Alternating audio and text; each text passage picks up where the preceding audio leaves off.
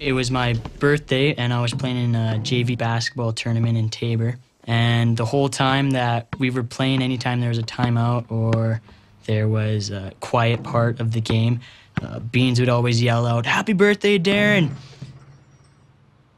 He probably said happy birthday to me 25 times in that game. Beans always made me feel good. There's nothing about Beans that ever made me feel bad about myself or mad or sad.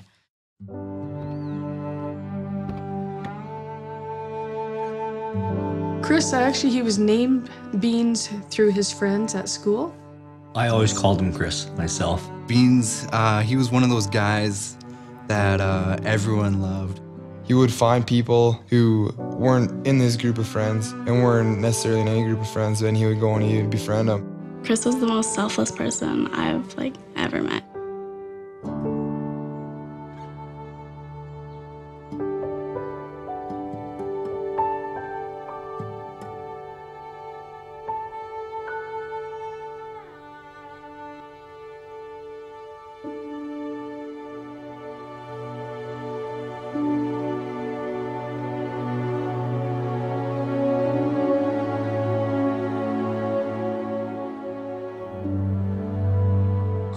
That morning, I went over with my seminary teacher, Brother Scott, to the Yokoyama's house. And I saw Beans' parents, and I went up to them and I said sorry. That's all I could say was sorry. I didn't know what else to say. For Darren, it wasn't physical. It was the anguish of losing a friend and knowing that another friend was hurt. That really hurt Darren. I continued to wonder and ponder what happened and actually wonder if Heavenly Father knew who I was and if he was actually there. It didn't make sense to me how I was the driver and Beans had passed away and Chris was in critical condition in Calgary, and I walked home that night. I was lost, I was confused, I was mad, I was angry, I was all these feelings. And I wanted answers now. I didn't want to wait. And Heavenly Father doesn't work that way, I've learned. He does it in different ways.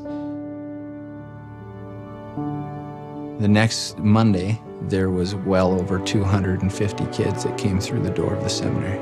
It was hard to watch kids struggle and cry, but it was comforting to see them turn to the Lord for that comfort rather than just seeking out friends. And there was a whole bunch of people there, and not one person to me ever said it's your fault or anything like that. I could feel the love, I could feel the spirit.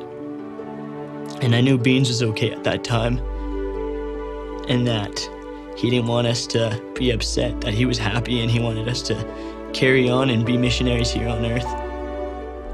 At that time, I also learned that Heavenly Father knows who I am, knows who each of us are, and that he knows that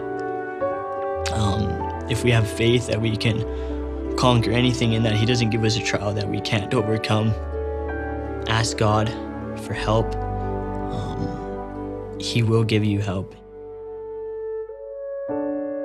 Over the past year and a half, it's been tough, but being on my knees quite a bit. I got answers later on.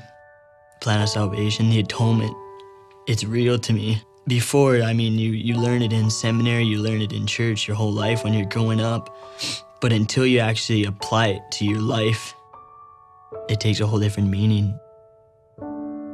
From that, I know that Beans is all right and that I'll get to see him again.